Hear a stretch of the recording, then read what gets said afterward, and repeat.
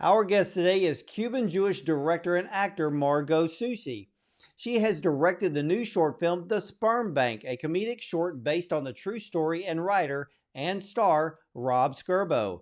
Margot's other short films include the absurd comedy Super Real, Super Grounded, which follows a struggling artist stuck in a terrible audition, and her other short, Birds, Bees, and Threes, which played at the Austin Film Festival. As an actor, Margaux can be seen in the Hulu feature Clock, and you can also see her in FX's Better Things, Netflix's Dear White People, Apple TV's Central Park, and Disney's Olaf's Frozen Adventure. Rob Scerbo is an actor, writer, director, and the one who got cancer.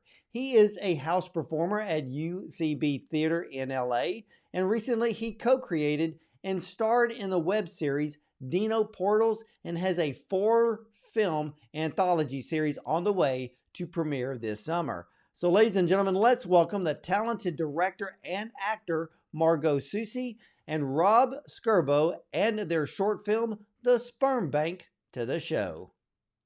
Thanks Well, for having Margaux, us. very, very welcome. Now, I enjoyed this film. It's a Thank very you. up and down roller coaster emotional ride, from laughter to possibly tears for sure. But Margaux, where in the world did you first learn about Rob's story? Well, we have a very dear friend in common, and she had mentioned this story to me, and just how awful it was, but also how funny it is that the second after Rob was diagnosed with cancer, he was told to go jack off. Not something you hear every day. And I just was like, I'm glad that he's good and better, but also that's kind of really funny. And she told me that they had written a script already, and I was like, I need to read this immediately, and did and loved it. Written by Rob Scerbo and Jeremy Colhane, and we just met and immediately we just ran off to the races together. Well, it sounds like it sounds like when people are sitting around and dreaming up titles of movies and trying to write it, out in the open, and then somebody says in a meeting, "Hey, how about a film about cancer and masturbating to a hopeful future?" And then it happens. Yeah, basically, except I had never heard that in a room before. So all of a sudden I was like, well, this is also a story that's never been told. So how lucky are we to do that? Well, Rob, for you, what was your reaction to actually getting the news that you had testicular cancer? I mean, of course, I think it was pretty shocking. I was living in LA dealing with a lot of like back pain.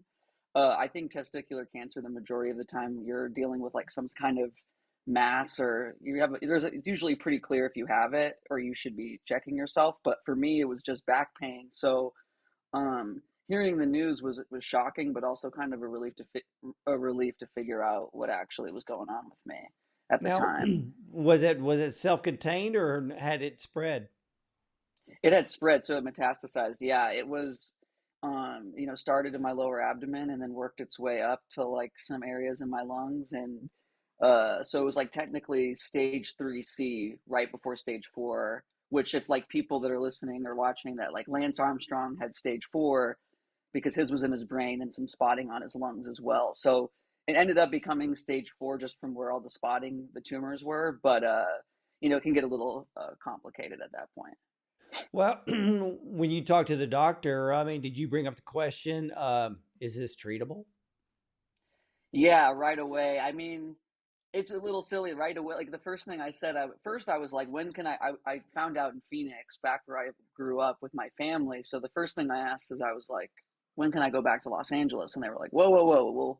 Well, let's take it slow here. And then we found out that testicular cancer, is, very treatable. I mean, I think the cure rate is around 97%.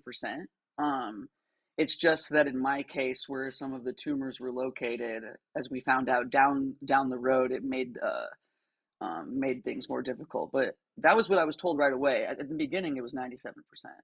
Well, during the process of treatment, is this when you actually started writing the script? No, not at all. I'm a huge fan of movies, of course. That's why I'm here in Los Angeles to write and act. But I think for me, I was definitely just kind of going through it, missing my friends. I really wasn't thinking about writing too much. It wasn't until I started talking with the other writer, Jeremy Colhane, on the phone, and there'd be moments where I'd tell him stories, kind of like this one about this short film, where we would laugh, and I would kind of clock in my mind. I'm like, it is pretty interesting. If things go my way and I can get out of this, I definitely want to put it down in paper, you know? Well, as I was watching the film and uh, putting all the information together for the interview, kind of dawned on me. Were you trying, during the ordeal, were you trying to find humor in it some way, or believing for a happy ending? Pun intended. Yeah, I mean, I think that's naturally I'm a pretty goofy guy, so it was kind of hard for me to I'm always been a people pleaser. So even when I was going through the rough of it, I still was trying to entertain everybody around me. Even though I was sick, I still love some external validation. I can't help myself, you know. Well, the beginning of the film had me laughing, but there was a definite, really a definite line between comedy and drama in this film, The Sperm Bank. So, Margaux, when directing the film, how did you find the balance between the two? Well, first, I want to say that I'm incredibly lucky that Rob has access to both so easily, because to go from a jack off scene immediately into a scene where he's breaking down is no small feat, and not a lot of actors can do that. So props to him first and foremost.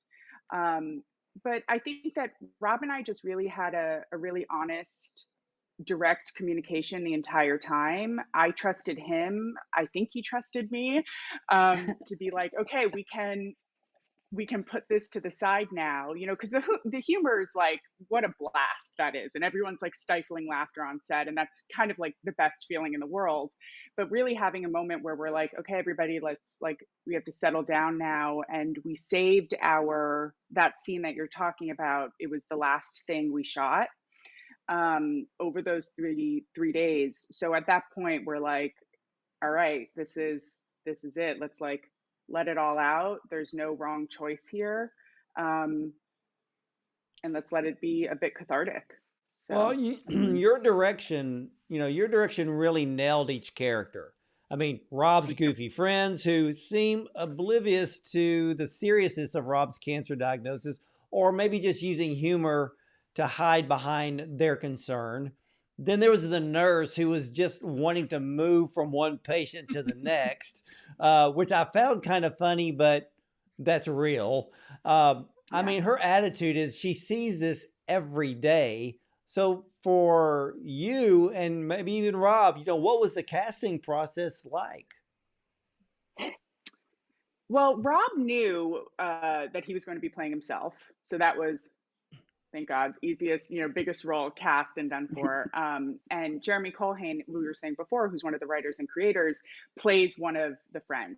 So we knew that. So we knew, okay, so we have these two people, we know them as actors, who can balance them out and who can add something different.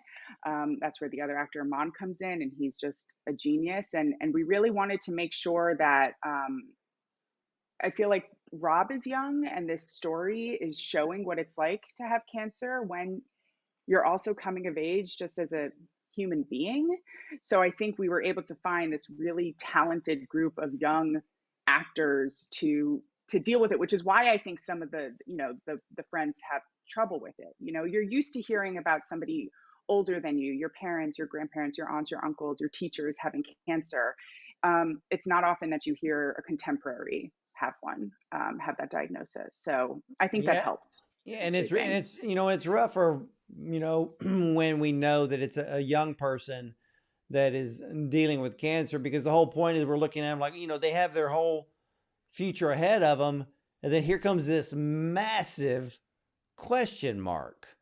And especially in that scene that you were talking about, the dialogue, and this actually goes for both of you. The dialogue between pre-treatment Rob and then Rob the cancer patient. Dealing with cancer is a very lonely journey, which you alluded to in the film. especially during the dialogue. So, Rob, for you, how many times during your cancer treatment did you actually have these types of conversations? All the time. I think I'm lucky enough to be around a family and friends who, some of them are artists, but also some of them are just willing to listen and talk things through. And I think, I don't know, I mean, I was 25 years old, 24 years old, so super young to be kind of having these thoughts about life. And, I think it is very lonely. And I grew up having tons of friends. I was very lucky. So this was one of the more lonely moments of my, life, even though everybody was with me. It was, it's kind of your thing to do, by yourself. And, there was a silver lining in that as well, that, you know, you kind of have to like dig deep into yourself, every day. Uh, not that you can't rely on people. Your friends are there to be there for you, but at the end of the day, it's your life. So, it was. I had a lot of really tough conversations, definitely with my mom, but I was lucky enough to have friends with me as along the way to kind of work out some of the ups and downs. There was a lot of bad days, but definitely looking back on it, some meaningful conversations with friends and family. You know, Margot, for you, um, was this a very difficult scene to direct? Because he's playing Um, both parts. yeah, well, we thank God we have other actors there who stood in for him, so he wasn't just acting by himself. Thank God. I, this is one of my favorite scenes to direct. I think humor is really fun, and that's great. But I, as an actor myself, I consider myself an actor's director. So talking to Rob and being able to try to, get that emotion out of him is my favorite. Is my favorite part, because at the end of the day, it was like, okay, yes, there's a set of 50 people who we love and who care about this, but like I kind of needed to, like, black them out and just be like, okay, it's just me and Rob here. Um, and I'm just so lucky that he trusted me to help tell his story, because it's a beautiful one. And he killed that scene. And Rob, for you, I mean, here you are playing both sides of the coin here. Um, was it difficult to change your demeanor for that scene? You know, Margot really did. It's felt like that should have been. It was a hard scene, but I don't know. Margot made it very easy, and I also had Jeremy playing opposite of me as a stand-in. My other writer, and to have like it felt like family right there. So for me, it was actually kind of a relief to go into the cancer, the future Rob, because he's lighter. I think he has been through it, and he um, had a lightness about him that he has seen some stuff and realized that maybe he's not that he understands the meaning of life, but he understands a little bit more about life than the Rob that we're seeing at the beginning of the film. So I think playing the present day Rob was difficult, because that was a hard place to be. It was so confusing, and I think Margot really brought that out of me in a wonderful way. But then going into Cancer Rob was definitely a delight, because there's a lightness and energy about him that I think was refreshing, and he got to say a lot of the things. I know I got to talk to myself in that moment and kind of remind. It was cool. I felt like I was going back in time and talking to myself a bit, Well, telling that's him it was what I okay. yeah, because that's what I was going to ask you. Because when y'all did the filming for this, you were already because you were cancer free when you filmed it. But Hmm. to film that scene, I could see where the serious Rob, the cancer patient Rob, where you're really able to pour out probably things you weren't that you didn't really say to other people that were around you, but here you are be able to bring forth what has been held deep inside you forward for everybody to hear. Because when I saw that scene, I'm like, a lot of cancer patients have these questions. They have these conversations. I've talked to people who have gone through cancer, and they have, these conversations with themselves. Some of them could be hopeful and some of them are not hopeful. But again, it is the most beautiful scene in this comedy, and stellar job. Stellar job. Appreciate it. Appreciate it.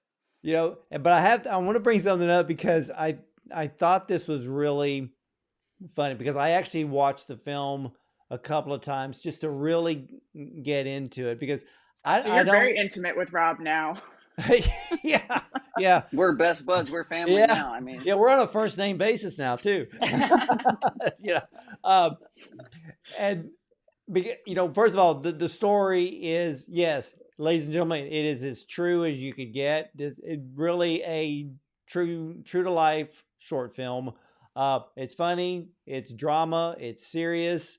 Um, it reaches everybody. This is a film that has a very broad reach where we see short films that are very niche, very narrow in their focus, but this one reaches every person in the population. I mean, what do you hope for either one of you? What do you hope that the viewer will receive from this film?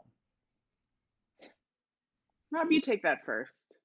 yeah, It's that's a your great story. question. I think that for me, the goal always was, you know, when we're trying to make films or make any kind of art, we're trying to relate to people, and even in comedy, it's not funny unless everyone kind of feels like they can relate to it. And I think pain is very relative. I think cancer doesn't feel relative to a lot of people, especially in movies and TV, because it's very depressing and can feel a bit taboo if you've never been around someone like that or have gone through it. But pain is relative, and feeling trapped in a hole and feeling lost and feeling like you'll never get out.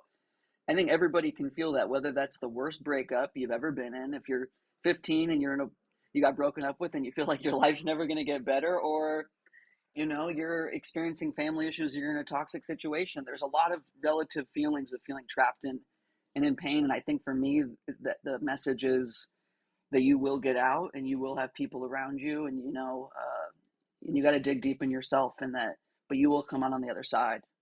Being in a hole is the best place to be because that's where you can put your roots down and grow. That's a little cheesy, but that's just where I hope people can walk away with that feeling that it's going to be okay. What about you, Margot? Oh, well, I mean, I love that, being in a hole to where roots. Beautiful, Rob. I'm somebody who deals with a lot of my darker emotions through comedy. It's the thing that, it's the way that my brain processes. And there are times where, I've often have felt shame that I'm like, oh, is this the correct response to this? And I think doing this film, especially as somebody who's a friend of Rob's, and watching somebody else go through something like this, I think it's giving permission that it's okay to process however you need to. I think that, like, life is really hard. We just had a global pandemic. We have diagnoses and tragedies every day that can, like, knock you off your feet. And if you can live with the grief and the trauma of it all and learn how to, like, have that in the front seat alongside with humor, then you're going to be okay. You both can exist and neither are wrong. So, however you want to deal with it is beautiful and Oh messy. yeah, Mm-hmm. I think I had to, as Rob was talking, and as I was thinking about what films that have been out there where they bring cancer into the storyline, but it doesn't end well. The first one that popped in my head, I think, was Beaches, but I really hate that film. Um, for more reasons than one. But it's kind of one of those films you do one and done. I'm not there to Sure. cry every single time, so it's kind of like watching The Notebook. Yeah, once is enough. Um, Speak for yourself, probably for Ward. Speak for guys. Probably for yourself. guys. But then I got to thinking. I said, wait a minute.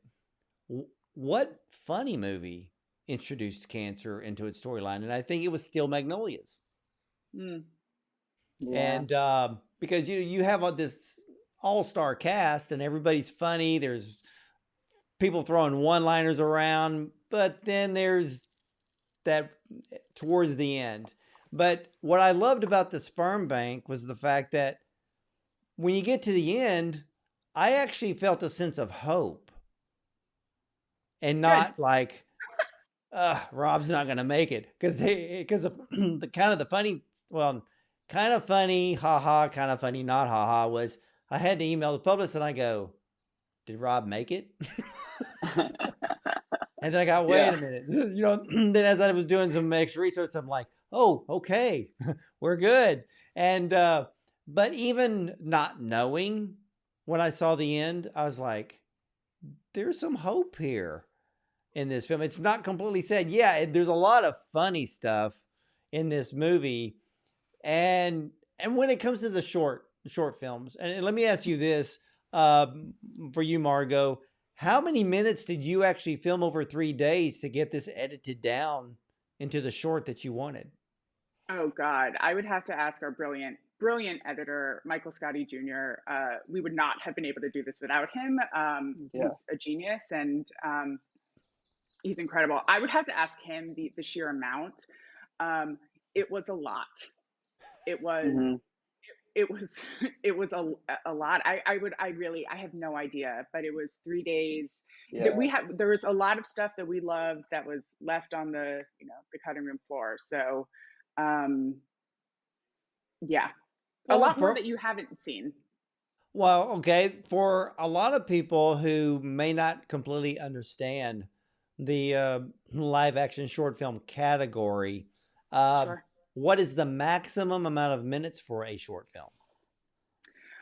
That's an excellent question. I don't think there's a hard rule. I think it's like anything under 30 minutes is Okay. considered Yeah. short form. Anything over that gets into like episodic or feature length. Ours coming in at 14, I think honestly might be even a little bit at the like kind of just like right at the medium. It's like not Mhm. too long. It might be a little bit longer than some others. But we shot 12 hours a day for 3 days, and we have 14 minutes to show for it. You So know, it's a lot. and see, this is what the beauty and the magic of a short film is. I've watched some short films that they were 9 minutes long, and I'm like, 9 minutes.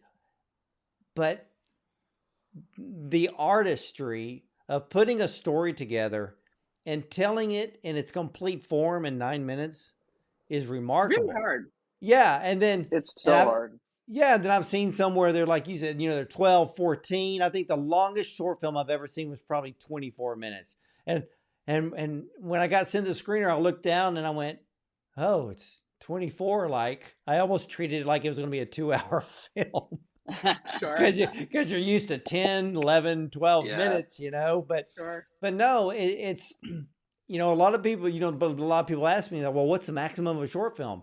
I never really even knew, but I pretty much understood that it was probably going to be less than half an hour. And Yeah. that's what I love about the short film is because I for you, does it it really kind of really fine tunes your skills as a director more than doing a feature? Oh, I mean, possibly. I haven't done a feature, so I'll Hmm. come back after I do one, and I'll probably say I was lying now. But the sheer amount of locations that we had to shoot in because of the way that the um, three of the stories, three different montages we have in the film, it is an insane amount of places to do.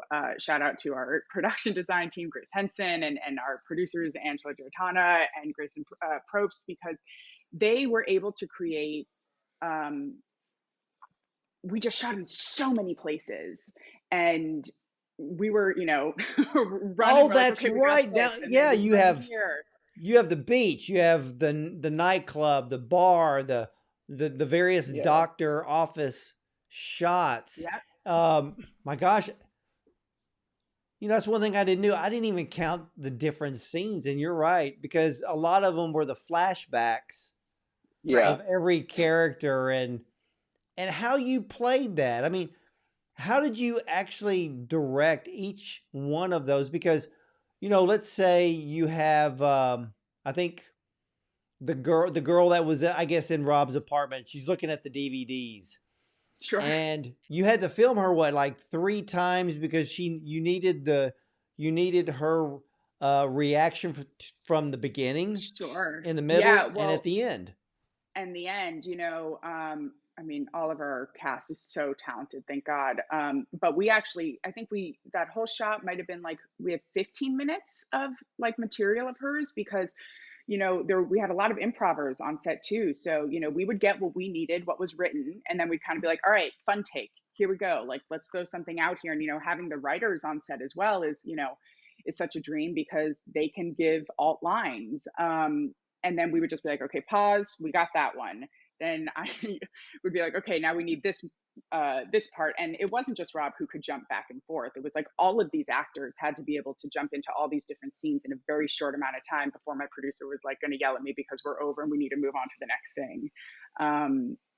So I'm just grateful for my cast, really. Well, Rob, did you stand by Margaux the whole time when she's directing all the other cast?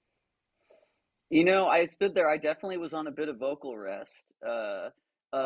It's actually interesting. I like nearly lost my voice at the beginning of the shoot. So I was maybe a dream for anybody on set. The EP loses their voice and can't say anything. But no, we had Jeremy, the other writer, and then we had a friend of mine, Mike Christian, and we had people there who are we all trust and Margaux trusts that are very funny and also very into movies as well, who were able to be there as well to pitch things. So we had it covered. I think sometimes all of our friends, we have a lot of people who are willing to pitch ideas, Well, it's like telling people to go Robin Williams on camera and just let it flow and see what sticks. And sometimes you end up with a better improv than you do script.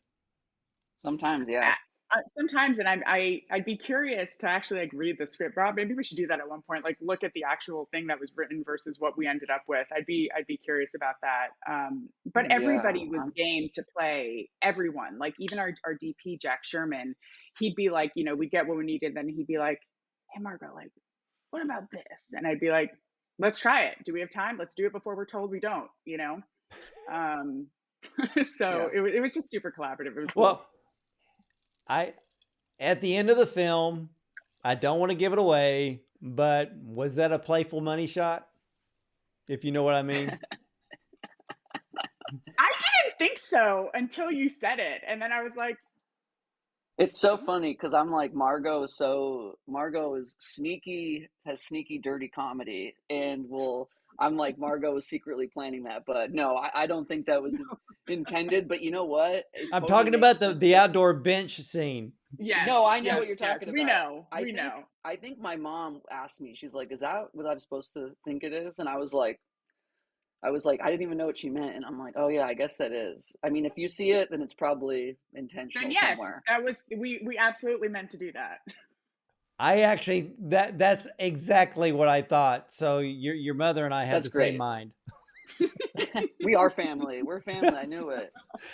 When I saw the scene and I was like, that's brilliant.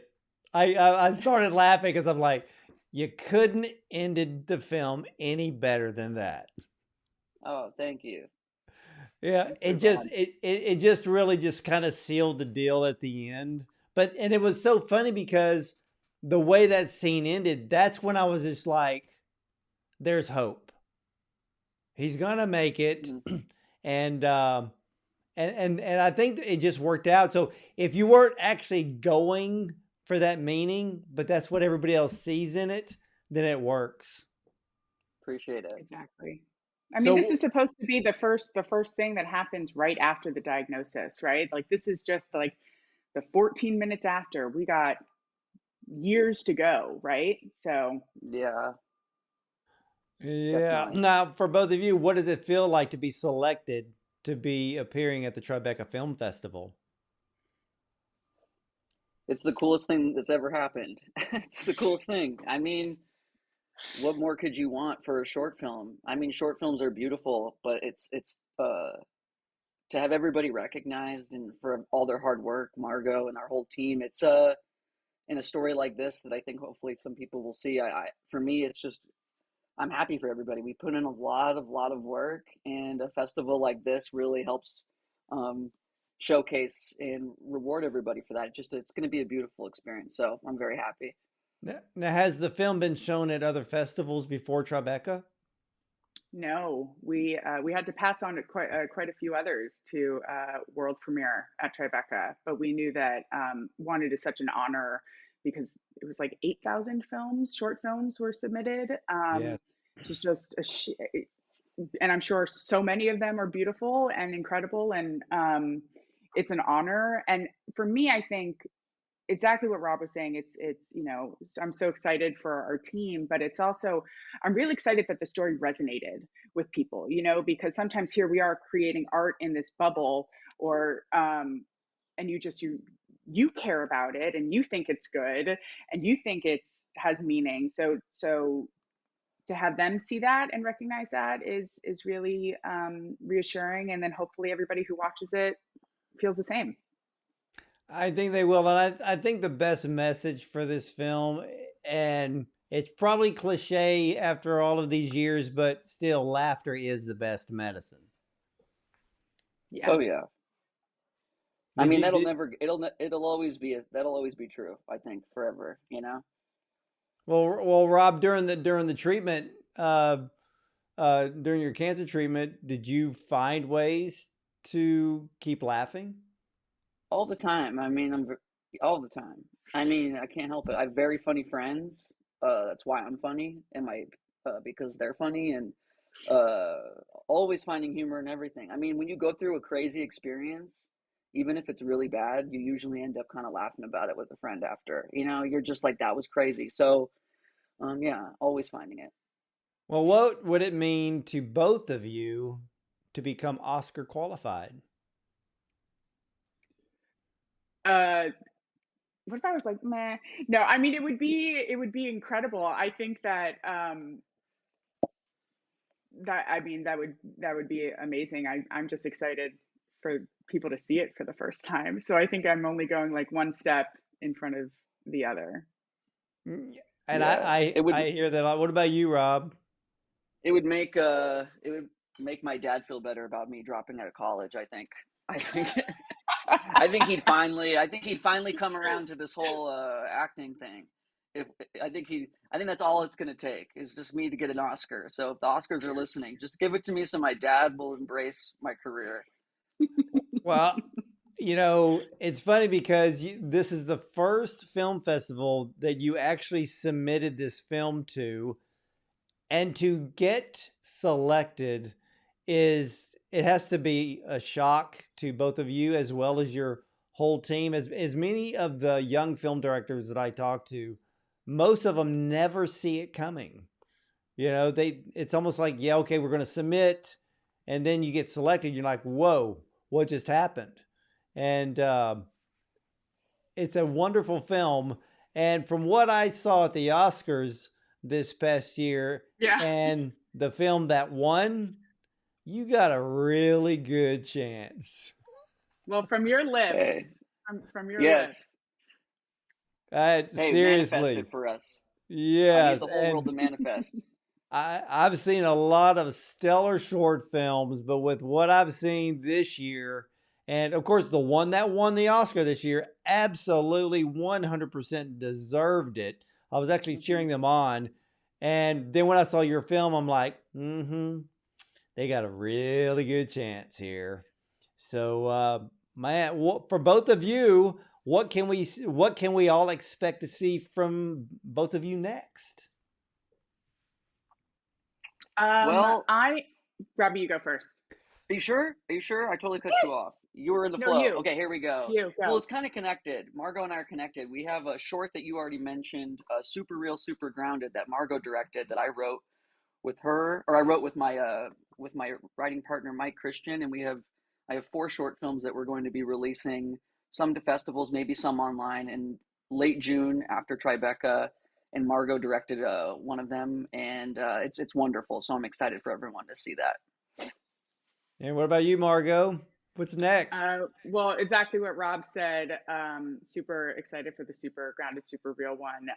And I'm also in post production with another short film that I shot a couple months ago with actually our producer on this, Angela Geritana, and the incredible Kate Burton. Somehow we she said yes, and really excited about that one. And that's also about somebody with disordered eating, and but we also use humor in it because that's kind of what it's about. So super excited for that as well.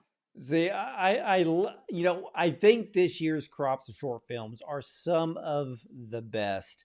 And I love the fact that a lot of the subject matter that a lot of the writers, a lot of the directors have really started to tackle topics that have been overlooked for years. And I just recently saw one where, it's part comedy, part drama, Hmm. where it's the dating scene, but someone who's disabled. And Mm. who in the world would have ever thought of tackling that type of topic and to bring it forth so that way all of us can understand, what people with disabilities go through in the areas of the dating scene. But in this Sure. case, you added humor and cancer in the same sentence, and a stellar job to both of you for this Thank incredible you. short film, The Sperm Bank. Appreciate Thank you it. so Thank you so much. much. Well, ladies and gentlemen, I can tell you this film actually has a happy ending, and yes, pun intended. So keep that in mind. And please, all of you watching and listening, go to tribecafilm.com. And if you can't attend the screenings in person, which begin June the 10th, also June 12th and the 17th for the Sperm Bank. But if you can't attend in person at Tribeca Film Festival, you can watch the Sperm Bank online at tribecafilm.com. All of the online viewings for all of these wonderful short films start June 19th through July the 2nd, but you have to make sure that you sign up at the website at tribecafilm.com. Thank you, Margaux and Rob, for honoring us with your time and sharing this wonderful, Oh, funny, dramatic film, The Sperm Bank. And much success to you at the Tribeca Film Festival. thank you. Thanks for having us. You're a delight. Appreciate it. Thank you so much. Hey, thank you. And Rob, I've now seen way too much of you. And so we're best buds for life, I guess. That's right. We're family, like I said, family for life now. There you You go. have no choice. All right, ladies and gentlemen, again, check out the Sperm Bank at tribecafilm.com. I want to thank all of you for watching The Ward Bond Show, and catch the replay of the TV interview with Margaux and Rob about the Sperm Bank on our YouTube channel at Bond on Cinema. And as for me, I'll see you next time.